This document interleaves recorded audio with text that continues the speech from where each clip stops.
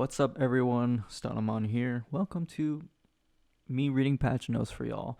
I'm just gonna go through. I'm gonna try and highlight these as best I can. So we're just gonna get right into it. VR update is Among Us. I'm sorry, guys. I'm trying my best here. So custom difficulty update will be soon approaching. I'd say in about a month. It should take them.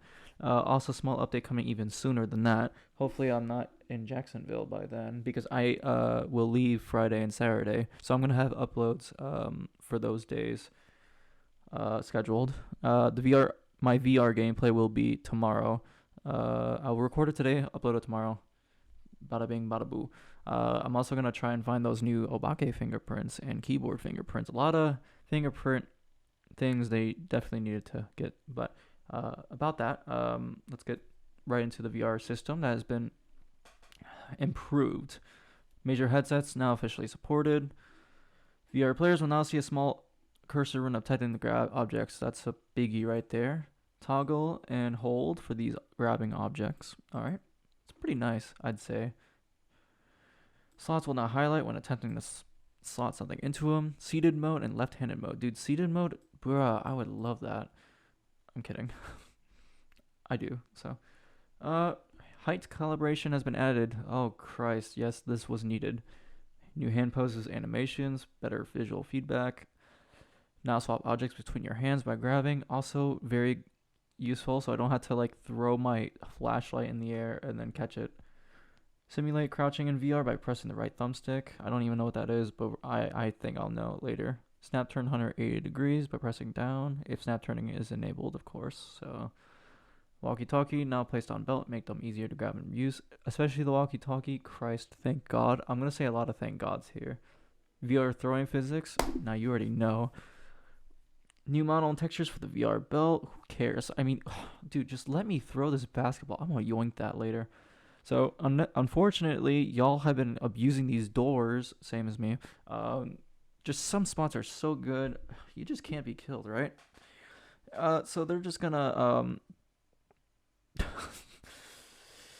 oh my goodness. Like, if a spot's blocked, sometimes instead of adding objects, some spots will have items removed instead. So if a shelf is where you can hide behind, it's no longer going to be there. So that's an L. Very interesting. Amateur will have all hiding spots. Intermediate will have 3+ hiding spots. Professional will have 2+ hiding spots. Nightmare will have 1. Does this apply on Maple Lodge? Oh boy. Door flaps have been added to the small tents within Maple Lodge, so they're now basically new lockers. Several doors, objects, and walls have been added or moved. So they've removed several unintended safe spots. Rest in peace, my safe spot in Tanglewood. Willow Street House has received significant changes to make hiding spots much more consistent. Yay! I'm gonna be playing that in my gameplay. We're just gonna do the regular gameplay first because I do kind of want to look around because there's some new materials, new fingerprints, yada yada. So we're gonna be trying to look for those. New sound sensor. I will do a video on that later, but it's probably just gonna be like the same sound sensor we know and love, but except it's much more improved. Spherical area for the sound instead of just a thin cube. Honestly, I believe that's better. Much like a lot of these chases, they can now be placed in the same way as candles and cameras. So they can be placed on floors now. Sound sensors are now displayed more accurately when showed on the monitor in the van. Good. You can now choose different options to how your voice is transmitted locally. Should have done this way earlier. Obake can now leave unique evidence on light switches, which they're going to have a double fingerprint on light switches. I will be looking for that, and I'm just going to have a little bit of a clip to find that. Finding that Obake is going to be rough, so let's go with that. And then we're going to have 5 fingerprints on prison doors and keyboards as well. The keyboard will be really rough because I'm going to need good RNG. Obake in the boys' bedroom and Tanglewood, for example. I'm going to try my best to try and get that Obake, okay? You can now cross off ghost types in the journal. Definitely needed, especially if you saw a smoke type ghost event for the cross out Oni, or if the lights just randomly turn on and you cross out Mare. I'm stuttering and I'm not really talking that great, I'm sorry. But dead players can now spray infinitely. Oh my god. Imagine breathing while dead. Sorry about that. New fingerprints have been added for light switches, keyboards, and prison cell doors. Light switches, they're just going to have the fingerprint on the light switch itself instead of just being next to it. Keyboard, I don't know about that yet. I'm looking for that later. Prison cell doors, we're going to look for that. So, amount of possible first and last names for ghosts have been greatly increased. Rest in peace, Thompson, Thomas, whatever. Michael Jackson, yes sir. A lot of names, so we're gonna definitely be seeing some of that. Ghosts can now knock on patio doors in Ridgeview and Tanglewood. Leave fingerprints. Oh, this was definitely needed. I don't know why they didn't add fingerprints on this earlier, but you know the Tanglewood dining area, that's where they're gonna have the fingerprints. And the Ridgeview, I'm trying to remember, but if I remember correctly, it's in that living room, right as you enter on the right. So that's neat. Ghosts can now knock on patio doors, leave fingerprints.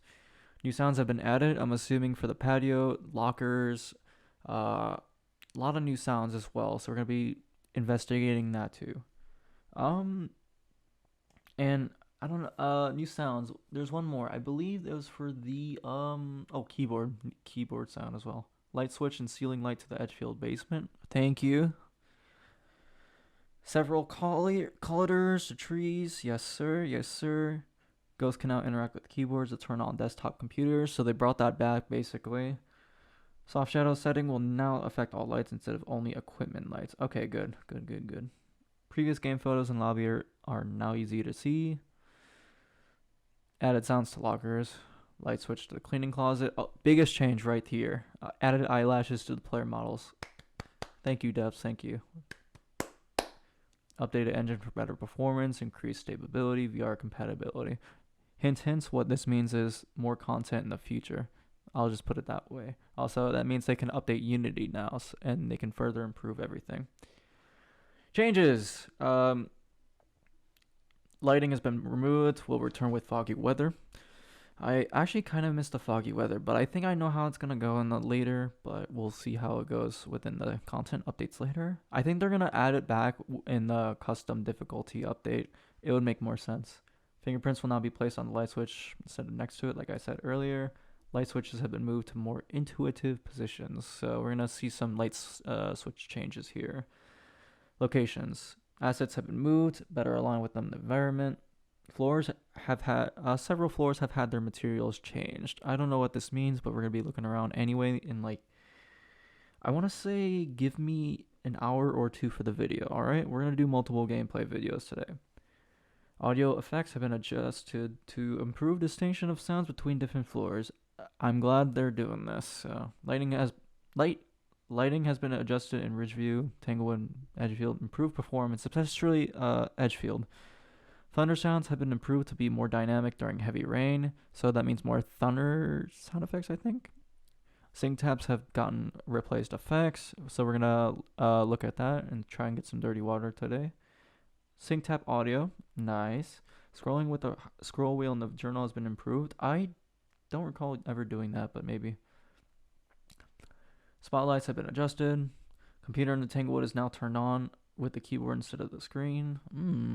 We're probably going to do that map after we do Willow, because Willow is getting a huge change when it comes to hiding spots. Placement holograms will no longer cast or receive shadows. Replace EU plug sockets. Locker doors now have slots you can see through. We're going to take a look at that. Prison doors are now much easier to slide. Sanity pills price have been reduced 20. Biggest change in Phasmophobia history right there, folks. Players talking, including using the walkie-talkie, no longer give readings on the parabolic microphone and sound sensor. Thank you. I won't use the parabolic mic, though. You won't make me. All right, and then we're just going to get the fixes. Ghost events didn't play ghost sounds. That's been fixed. Tent doors been not visible. Some lights in the farmhouses wouldn't stop your sanity draining. I've noticed that. Onryo wouldn't interact correctly if you didn't get the summoning circle cursed possession. Very interesting there. Fixed a bug where the ghost event objective would complete when there's no ghost event. Interesting, yeah. Rest in peace, my safe spot in Ridgeview Garage. Sprint stamina wasn't regenerating if you had your journal open. Very annoying, but glad that is supposed to be fixed. Journal brightness setting was higher than the main menu setting. I found that funny. After a hunt, ghost audio would fade out and back in briefly. Yeah, I noticed that. I think that was noticeable for everyone. Sanity pills were not being removed if you used it or died. Missed ghost event wasn't working correctly. Damn, that was the best. And the ghost would not walk towards you during some ghost events. Yeah, I noticed a few ghost events lately, actually. They were just walking, like, upstairs into a bedroom where we weren't at. It was funny. But hey, that's the patch notes here. Notable changes in VR heavily. That's what they're supposed to work on anyway. And then some fingerprint changes, some graphic changes, and all that jazz. So I will be playing this game in like an hour or two. I'm gonna be playing with a buddy. Uh, Before the video ends, I'm just gonna say this, and I will say this in the next video. I will be putting timestamps to things that I've found. So just to make sure you guys don't have to see the whole video, because I don't want y'all to have to watch a whole hour. It won't be an hour, but it'll be like 20 to 30 minutes. But a whole hour of just like, let's say the thumbnail and the title said, "Oh my God, new Hantu ability," and then the video's like an hour long, and you don't even know what it is until you're like 30 minutes in. So it makes you have to watch the whole video. I don't like that stuff. So I'm gonna be putting timestamps in the description, or basically chapters they're called. So I will see you guys in a couple hours. All right, take care, stay safe.